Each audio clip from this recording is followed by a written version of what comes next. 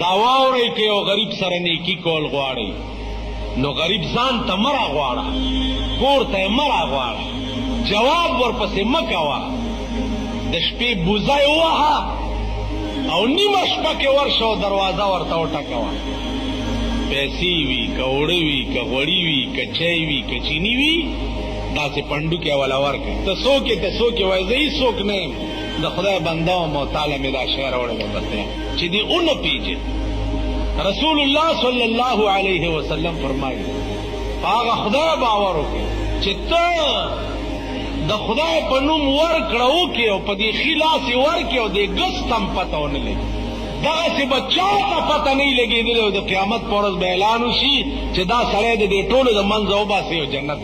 نن د دنیا سرمایهدار خو خلک ځان ته راوړي.